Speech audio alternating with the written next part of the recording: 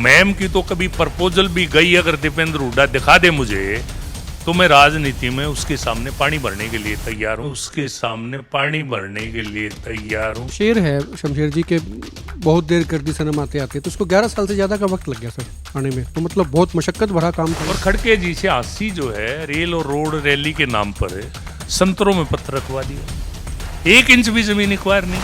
हमारे जो छोरे हो हैं पहले थाली बाजिया कर दी, ये बिना थालीबाजी छोरे हो। इस आंदोलन का ताल्लुक है, ये तो केवल और केवल कांग्रेस और केजरीवाल, जो इन्होंने लूट मचा ली, ईडी इनके पीछे है, जेल से बचने के लिए ध्यान डाइवर्ट करके इस आंदोलन उनकी उपज है, उनकी देन है। इसका किसानों से कोई लेना देना नहीं, और किसान की कोई ऐसे, अब ये तो ऐसी मांग कर रहे हैं जो मांग करना पूरी होना असंभव है। ये तो ये कह रहे हैं चांद तारे तोड़ के लाओ। नमस्कार, एक मत पोस्ट में आपका स्वागत है। मैं हूं सर्वेश कुकरा। रोहतक की राजनीति का केंद्र बिंदु रहा है महम। महम एक पॉलिटिकली एक सेंटर रहा है जिसपे पूरे देश की निगाहें रही हैं। और मेरे साथ इस वक्त महम चौबीसी के एक बड़े नेता हैं शमशेर खरकड़ा, बीजेपी से आते हैं, बीजेपी के बड़े नेता हैं शमशेर खरकड़ा जी से पहला सवाल यही रहेगा कि रेलवे लाइन को पूरा कराने में कितनी मशक्कत करनी पड़ी, कितनी मेहनत करनी पड़ी। नमस्कार। 2009 में महम चौबीसी अठगामा के योद्धाओं ने मुझे पंचायती उम्मीदवार के रूप में चुनाव लड़वाया। 2009 में 80 रोड तक रेल लाइन और राजाली गोर की कहीं कोई चर्चा नहीं थी, कहीं मीडिया में, कहीं सोशल मीडिया में, कहीं नहीं थी। 2010 में इस मुद्दे को हमने उठाया, और इस मुद्दे को जान डालने के लिए मैं बार बार, उस टाइम टीएमसी के पास रेल मंत्रालय था, केडी सिंह एमपी थे राज्यसभा में, वो मेरे मित्र थे, और केडी सिंह के माध्यम से ममता बनर्जी से मिले, 10 बार चेयरमैन को बुलाया और रेल मंजूर हुई। उसके बाद 2011 में केडी सिंह खरकड़ा मेरे गांव में खेलों में मुख्य अतिथि के रूप में हेलीकॉप्टर से आए, और उन्होंने उतरते ही पत्रकारों ने सवाल किया कि भाई ये 80 रोड तक रेल लाइन। उसने कहा भाई जो आदमी 80 रोड तक रेल लाइन लेके आया वो तो श्रेय ले ही नहीं रहा। 80 रोड तक रेल लाइन लाने का श्रेय केवल और केवल शमशेर खरकड़ा को जाता है। और 10 बार मेरे साथ ममता बनर्जी से मिले, चेयरमैन को बुलाया और उसको श्रेय चढ़ाने का काम किया। अगले दिन अखबारों में फ्रंट न्यूज़ थी कि रेल लिया खरकड़ा। उस टाइम के मुख्यमंत्री हुड्डा साहब से पूछा कि भाई रेल, उन्होंने कहा हम श्रेय लेने में विश्वास नहीं रखते। मैंने कहा भाई मंजूर तो होगी, लेकिन उस रेल की एक शर्त थी कि वे पूरा पैसा ज़मीन का हरियाणा सरकार देगी और आधा पैसा हरियाणा सरकार देगी। और वैसे तो लाइनें लालू जी के और नीतीश जी के टाइम की बहुत पास हुई पड़ी हैं, तो ये शर्त थी इसकी। 2011 का बजट गया, 2012 का बजट गया, 2013 का बजट गया, 2014 का बजट गया। हुड्डा साहब ने कोई भी प्रावधान पैसे का, जमीन एक्वायर करने का कोई प्रक्रिया नहीं चली। कोई क्रेडिट तो खूब लिया दीपेंद्र हुड्डा, बार बार कहते रहे कि रेल हम लेके आए। कांग्रेस के पास, मैं यही बताना चाहता हूँ, आपको कंप्लीट करूंगा ये बात, कांग्रेस के पास झूठ और झूठ के अलावा कुछ नहीं। मैं तथ्यों के आधार पर आपसे बात करूंगा, आप फैसला कर लेना रेल कौन लाया, जनता फैसला कर लेगी रेल कौन लाया। एक भी पैसा बजट में नहीं रखा। और 2014 के चुनाव से पहले खड़के जी रेल मंत्री बने, ममता ने समर्थन वापस ले लिया सरकार से, और खड़के जी से 80 जो है रेल और रोड रैली के नाम पर संतरों में पत्थर रखवा दिया, 1 इंच भी जमीन एक्वायर नहीं सरकार के, बिना सरकार की जमीन के वैसे ही कहीं जाके संतरों में पत्थर रखवा दिया। मैंने उस टाइम बयान दिया झूठ है, फरेब है, चुनावी लाभ लेने के लिए ऐसा किया जा रहा है। आपने जमीन एक्वायर नहीं करी, रेल की कहीं कोई लेना नहीं, कोई देना नहीं, आप ये झूठा ड्रामा फरेब कर रहे हो लोगों को बहकाने के लिए। बहकाने के अलावा कांग्रेस ने कभी कुछ नहीं किया, धरातल पर कभी कांग्रेस ने कुछ नहीं किया। उसके बाद 14 में सरकार बदल गई, मनोहर लाल जी मुख्यमंत्री बने। मनोहर लाल जी की जन्मभूमि नंदाना है। नवंबर में जो है हम आए, मैंने कहा ये 80 रोड तक रेल लाइन लाइफ लाइन है इस इलाके की। मुख्यमंत्री ने कहा कहाँ रेल, एक पैसा तो दे के नहीं गए, मंजूरी से क्या होता है। तो मैंने कहा जी मंजूर करो इसको, और इस इलाके की तस्वीर और तकदीर बदलेगी, ये आपकी जन्मभूमि है।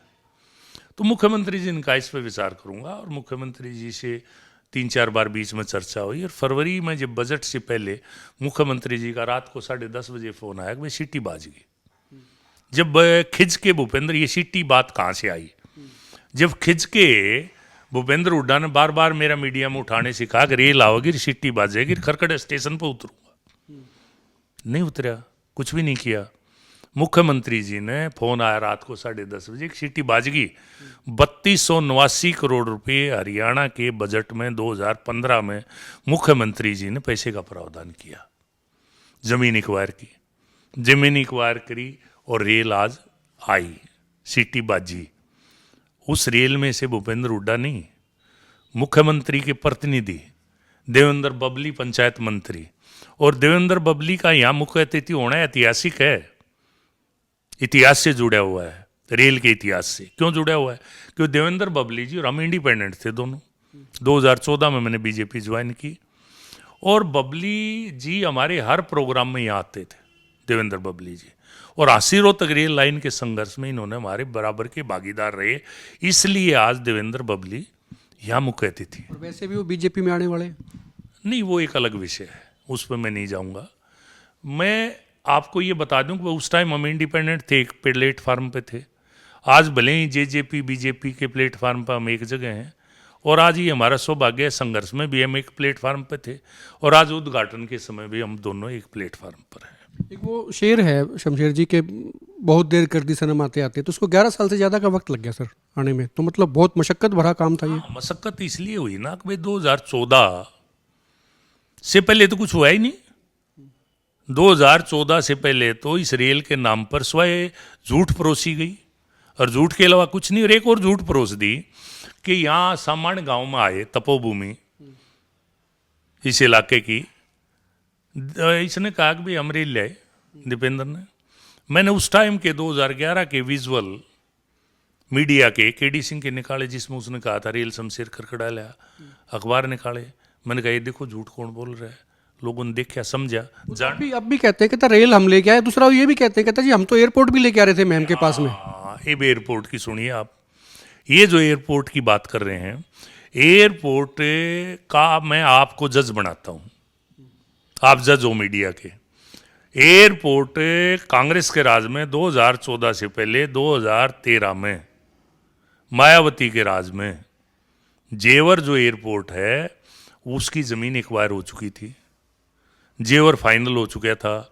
मैम की तो कभी प्रपोजल भी गई, अगर दीपेंद्र हुड्डा दिखा दे मुझे, तो मैं राजनीति में उसके सामने पानी भरने के लिए तैयार हूं। कभी मतलब कोरी झूठ आप कह रहे हैं? झूठ, और केवल झूठ यार। उस टाइम के आप गूगल पे जाइए आज ही, और गूगल पे देखिए, HSIDC ने MIT मैम के लिए नक्शे बनाए थे, उन नक्शे उठाए फिरे हैं। अगर ये हम नक्शे भेजे थे तो MIT मैम के थे, केडी से लेके और बहनी महाराजपुर, भैरो और सीसर तक के, जो हमारे पानी जहाँ इलाके में कम लगता है।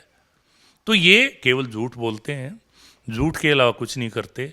मैं ये कहता हूँ 10 साल भूपेंद्र हुड्डा जी मुख्यमंत्री रहे, क्या लेके आए यहाँ? हमारा एक मुद्दा था, सीरो तक रेल लाइन आज पूरा हुआ। दूसरा मुद्दा था उस टाइम हमारा संघर्ष का राजा अलीगोर। कुछ पंचायत डिपार्टमेंट के पास, कुछ मार्केटिंग बोर्ड के पास, कुछ PWD के पास, और कुछ पे कब्जे हो रहे। 5 बार ये फाइल मुख्यमंत्री जी के पास में लेके गया, और तब जाके राजा अलीगोर सिरे चढ़ी, राजा अलीगोर का काम पूरा हुआ।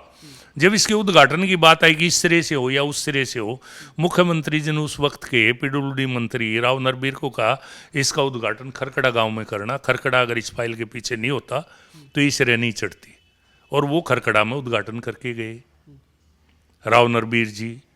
इसी से हमें प्रेरणा मिली 152D की। मुख्यमंत्री जी से हमने कहा, रिक्वेस्ट किया, मैम आए थे, गडकरी जी से बात की, और हमने कहा जी आप अम्बाड़ा खड़े हो जाए और नाक की सीध बम्बई देखो। क्या जरूरत है हरियाणा, हिमाचल, जम्मू कश्मीर और पंजाब को दिल्ली जाने की? तो 152D आया।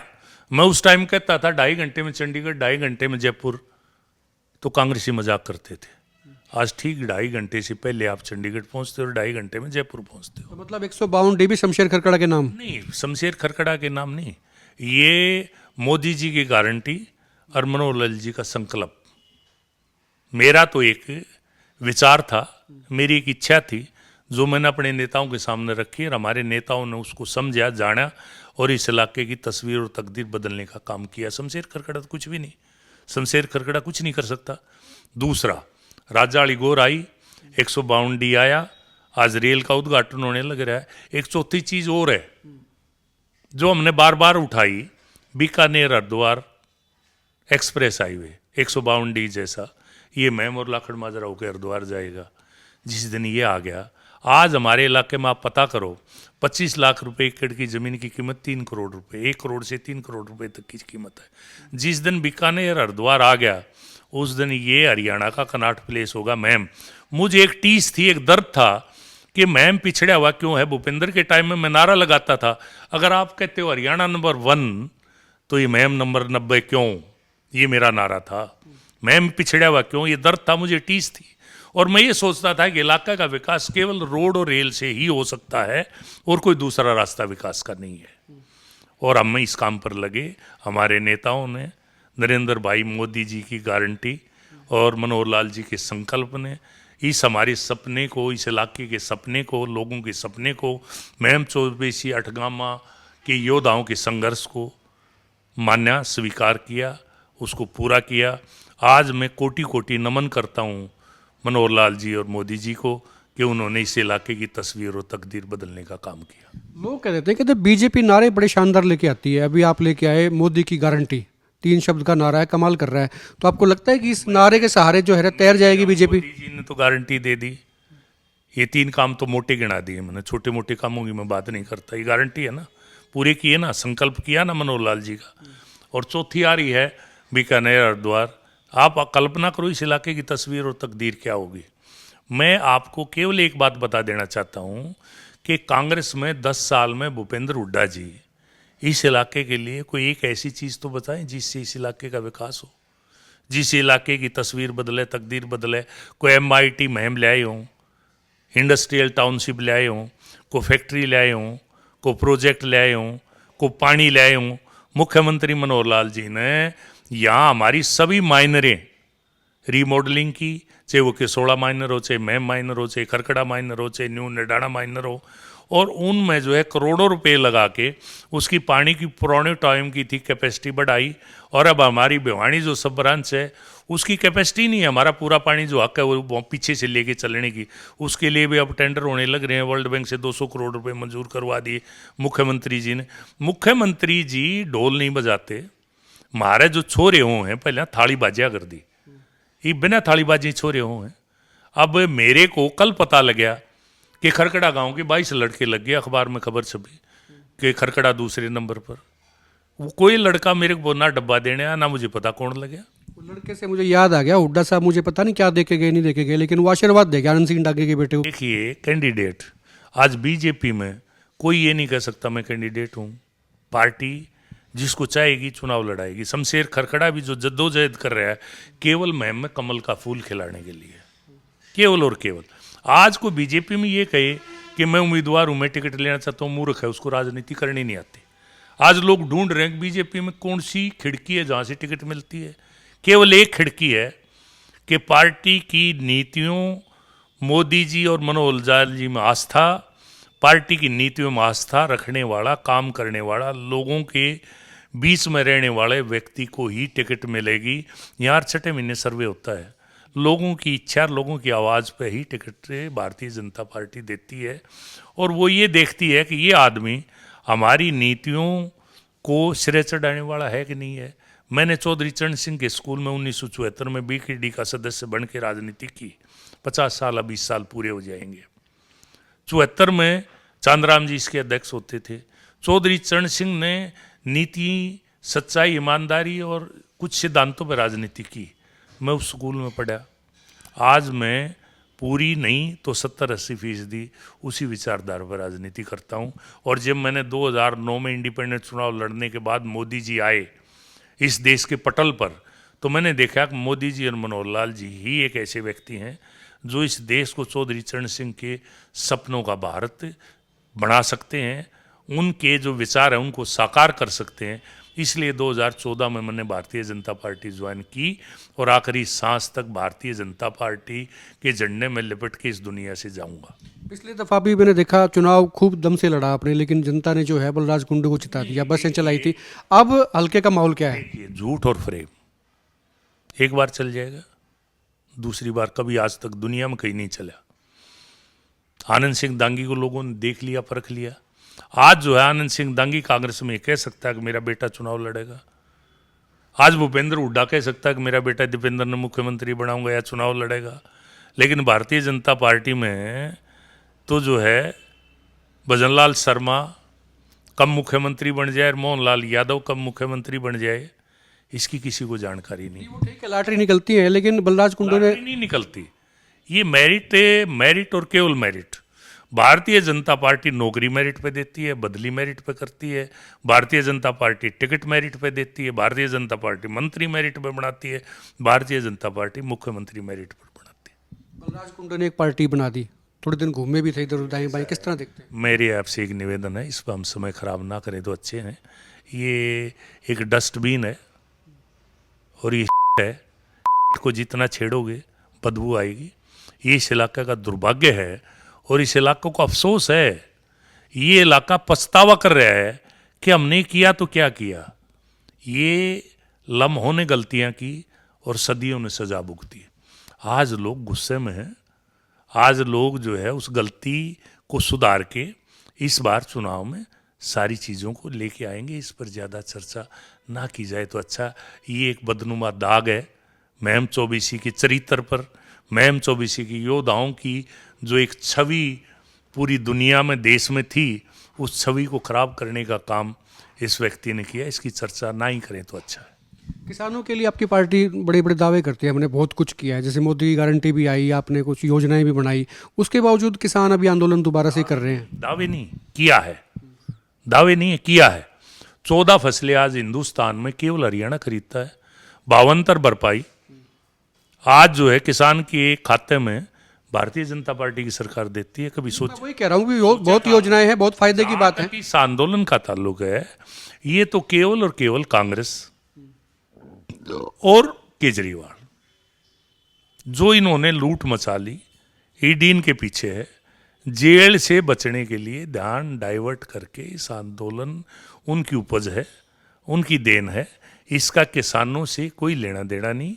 और किसान की कोई ऐसे, अब ये तो ऐसी मांग कर रहे हैं जो मांग करना पूरी होना असंभव है। ये तो ये कह रहे हैं चांद तारे तोड़ के लाओ। इन्होंने WTO पे सवाल उठा दिया कि WTO से बाहर आओ। ये WTO कब आया था इनको पता है मांग करने वालों को? WTO सन 80 में इंदिरा गांधी WTO को हिंदुस्तान सदस्य बनाया था और चौधरी चरण सिंह ने उस टाइम रामलीला मैदान में युवा लोक दल के मंच से एक रैली की थी WTO को लेके। उस टाइम का जद्दोजहद हमने किया। कांग्रेस WTO में लेगी। आज हम जो है एक अंतर्राष्ट्रीय पंचायत के सदस्य बन गए। आज किसी भी प्रधानमंत्री के लिए उससे बाहर आना संभव नहीं। ये तो केवल वो मांग कर रहे हैं जो मांगे असंभव हैं, जो हो ही नहीं सकती। जिनको 2 और 2 4 कहने हैं उसको 2 और 2 8 कहने हैं, उसको 2 और 2 4 आप नहीं कहलवा सकते। आखिरी सवाल ये है शमशेर जी, सीधा सीधा, कि महम की जनता को रेल मिल गई है, अब इस रेल में बैठ के वो सीधे कहाँ जा सकते हैं? मतलब उनको, उनके जो सपने हैं वो साकार आप निसंदेह इसमें हुए हैं कि जब रेल आ गई है तो ये यहाँ से बैठेगा, मुंबई जाएगा आदमी, दिल्ली जाएगा, कहाँ? देखिए, ये जो रेल की कनेक्टिविटी है, एक तो हिसार, डबवाड़ी, सरसा, बठिंडा, इन लोगों के लिए सफ़र कम हुआ, किराया कम हुआ, समय कम लगा। और महम का जहाँ तक ताल्लुक है, महम का आदमी यहाँ से बैठेगा, दिल्ली रोहतक से, समर गोपालपुर से, खरेटी से, लाखन माजरा से, हिमालय का में उस लाइन से बहुत लोग डेली दिल्ली जाते हैं, डेली पैसेंजर हैं जो अपना काम करते हैं, शाम को घर लौट आते हैं। वो सुविधा इस इलाके के लोगों को मिलेगी कि भाई आप सुबह दिल्ली जाइए, शाम को आइए। किसी ने दूध बेचना, किसी ने लस्सी बेचनी है, किसी ने दूसरा व्यापार का काम करना है, तो वो डेली पैसेंजर लोगों की संख्या जो अब रोहतक जाके बैठते हैं उनको महम से ये सुविधा मिलेगी। दूसरा, ये डबल लाइन मंजूर होगी। तीसरा, जो एयरपोर्ट हिसार में आ रहा है वहाँ से इसको फास्ट ट्रैक पे डाल दिया। फास्ट ट्रैक का मतलब है कि 1.5 घंटे में हिसार से दिल्ली और 1 घंटे में महम से दिल्ली। आप देखिए इससे तस्वीर और तकदीर इस इलाके की बदलेगी कि नहीं बदलेगी, सुविधाएं मिलेंगी कि नहीं मिलेंगी, व्यापार यहाँ आएगा कि नहीं आएगा, यहाँ सब व्यापार भी आएगा, तरक्की भी आएगी, यहाँ खुशहाली भी आएगी, उद्योग भी आएंगे, और हाईवे भी दो से कनेक्ट होगी। तीसरा, यहाँ से 20 किलोमीटर की दूरी पर जो है दिल्ली कटरा जुड़ गया, दिल्ली कटरा क्रॉस कर गया, दिल्ली कटरा क्रॉस कर गया। मतलब पूरे देश में जा पाएंगे लोग सीधे सीधे, आप ये कहना चाह रहे हैं? महम से आप दुनिया के किसी भी कोने में जाएंगे तो आपको महम दिखाई देगा दुनिया के नक्शे पर। शुक्रिया बात करने के लिए। शमशेर खरकड़ा थे। और तस्वीर और तकदीर दोनों महम की बदलेंगी इस रेल के आने से, और बहुत सी चीज़ें बदल भी जाएंगी। और रेल लाइन आज महम में पहुंच चुकी है, रेल पहुंच चुकी है निसंदेह। लोगों को इसका कितना फ़ायदा होगा, खुल के कमेंट भी करें, शेयर भी करें वीडियो को। और आप देखते हैं एकमत पोस्ट।